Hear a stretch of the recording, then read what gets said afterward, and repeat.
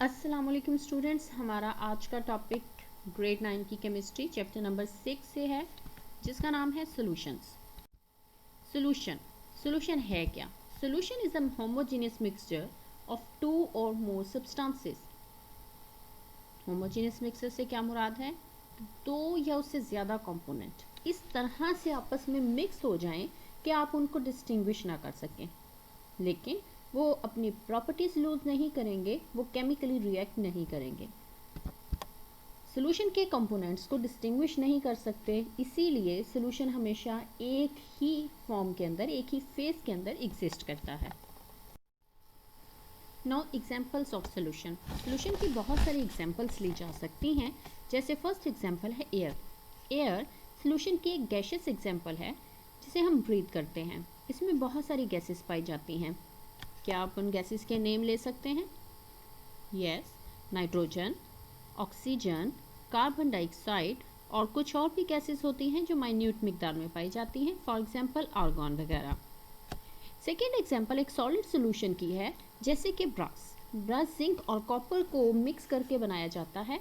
ये इसकी फ्रिक्शन लो होती है और इसमें क्रूजन रेजिस्टेंट पाई जाती है, इसीलिए इसे बहुत सारी चीज़ें जैसे कि गियर्स, बियरिंग, जिपर्स, प्लम्बिंग वगैरह के लिए इस्तेमाल किया जाता है। नेक्स्ट एग्जांपल जो है वो बहुत ही कॉमन एग्जांपल है एक लिक्विड सोल्यूशन की। आप टेबल सॉल्ट, शुगर जब वाटर में डिसॉल्व करते हैं तो वो एक लिक्विड सोल्यूशन बन जाता है। How can you distinguish between a solution and a pure liquid? जी, आंसर बहुत सिंपल है, just evaporate. If you evaporate a liquid and it completely evaporates leaving no residues, then it's a pure liquid. But if a liquid leaves residues, then it is a liquid solution. ये method आप सिर्फ aqueous solutions जो कि liquid solutions हैं उनके लिए use कर सकते हैं। सॉलिड सॉल्यूशंस के लिए ये मेथड एप्लीकेबल नहीं है। सॉलिड सॉल्यूशंस जैसे कि ब्रास, ये एक सॉलिड सॉल्यूशन है, लेकिन इसे फिजिकल मीन्स के ज़रिए सेपरेट नहीं किया जा सकता।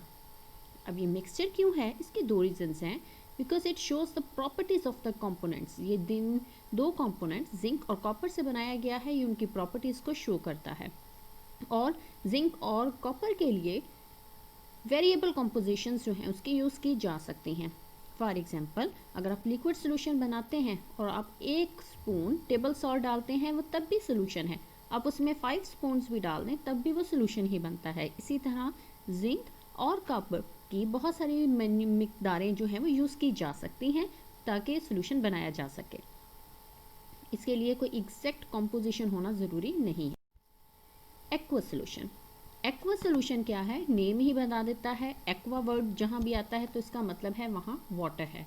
The solution that is formed by dissolving a substance in water. आप वाटर के अंदर कोई भी सब्सटेंस जो है जब मिक्स करते हैं तो जो सोल्यूशन बनेगा वो एक्वा सोल्यूशन कहलाता है।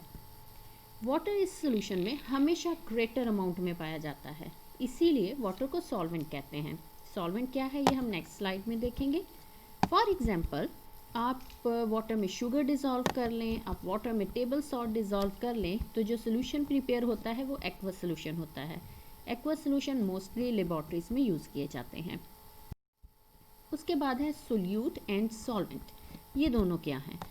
सोल्यूट, किसी भी सोल्यूशन में जो भी कंपोनेंट स्मॉलर क्वांटिटी में होगा उसे हम सोल्यूट कहते हैं, और जो लार्जर क्वांटिटी में पाया जाएगा उसे हम सॉल्वेंट कहते हैं।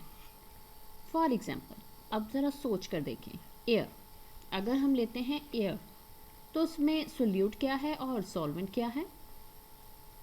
यस, उसमें सॉल्वेंट हो गई नाइट्रोजन गैस, क्योंकि वो सबसे ज़्यादा 78% पाई जाती है, और बाकी जितनी भी गैसेस हैं like oxygen and carbon dioxide वो सोल्यूट होंगी क्योंकि उनकी मिकदार कम होती है। Solute is dissolved in a solvent to make solution. Solute को हमेशा सॉल्वेंट में डिज़ोल्व किया जाता है और सोल्यूट जो है वो डिज़ोल्व करता है। फॉर एग्जांपल, अगर हम एग्जांपल लेते हैं सॉफ्ट ड्रिंक की, वाटर उसमें सॉल्वेंट है और जितनी भी सॉल्ट, शुगर, कार्बन डाइऑक्साइड उसमें यूज़ की जाती है वो सोल्यूट होंगी। अब है सैचुरेटेड सॉल्यूशंस। ये सैचुरेटेड सॉल्यूशंस जो हैं ये क्या होते हैं, कैसे प्रिपेयर किए जाते हैं, हम इन्हें कैसे डिफ़ाइन कर सकते हैं? आप small amount of solute add करना शुरू करें. It definitely dissolves easily. Kept on adding the solute. Definitely a stage will came when solute doesn't dissolve and settle down in the bottom. ये वो स्टेज है जिसमें हम कहते हैं कि सोल्यूट सोल्यूशन के अंदर डिज़ोल्व हो भी रहा है और साथ में अब सोल्यूट जो है वो क्रिस्टलाइज होना शुरू हो गया है. ये ऐसी स्टेज है जिसमें डिज़ोल्व भी हो रहा है सोल्यूट और जो डिज़ोल्व सोल्यूट था वो क्रिस्टलाइज भी होना शुरू हो गया. मतलब अब सोल्यूशन की कैपेसिटी ख़त्म हो गई है कि वो और सोल्यूट को अपने अंदर ऐड कर सके. ऐसी स्टेज को जिसमें सोल्यूट के डिज़ोल्व होना और उसका क्रिस्टलाइज होना बैलेंस हो जाए, हम उसे डायनामिक इक्विलिब्रियम कहते हैं. तो अब हम इसे कैसे define. So saturated solution can be defined as a solution containing maximum amount of solute at given temperature. At this stage, definitely हम कहते हैं कि dynamic equilibrium. अब है unsaturated solutions.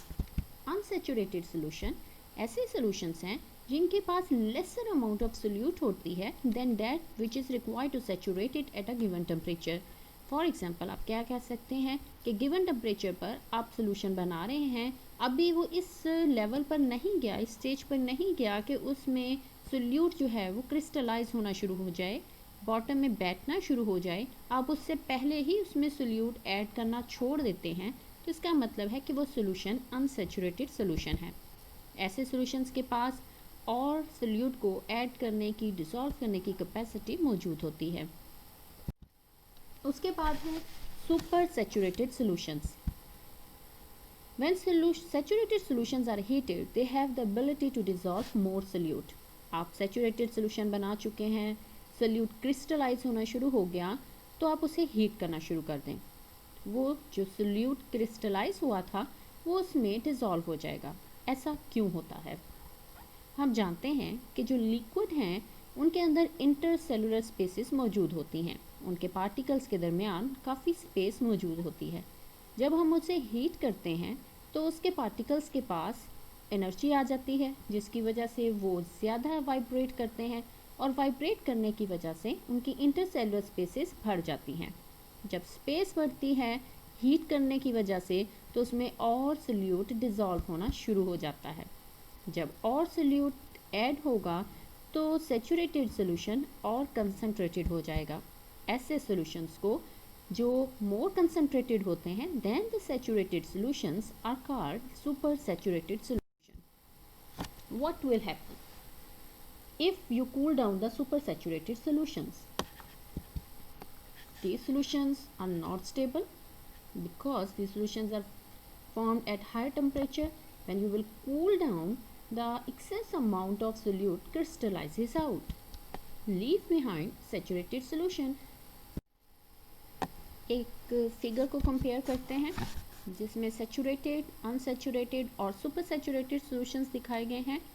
अनसैचुरेटेड सोल्यूशन को कूल डाउन किया गया, उसमें आपको किसी किस्म की कोई क्रिस्टल्स नज़र नहीं आएंगी क्योंकि उसके पास एबिलिटी है कि वो अभी मोर सोल्यूट जो है उसे ऐड कर सकता है. सैचुरेटेड सोल्यूशन में भी क्रिस्टल्स नहीं नज़र आएंगी, लेकिन उसके पास अब ये एबिलिटी नहीं है कि वो और सोल्यूट को ऐड कर सके. जबकि सुपर सैचुरेटेड सोल्यूशंस में क्रिस्टल्स ग्रो कर सकती हैं क्योंकि इसके अंदर पहले ही ज़्यादा सोल्यूट मौजूद है जो कि मोर कंसनट्रेटेड है. जब उसे कूल डाउन किया जाएगा तो क्रिस्टल्स अपीयर होना शुरू हो जाएंगी. Now can you answer the following questions? Try to answer. What is a solution? How can a pure liquid and solution be identified? Name the components of gas. How is super saturated solution prepared? Thank you. Stay home, stay safe. Good luck.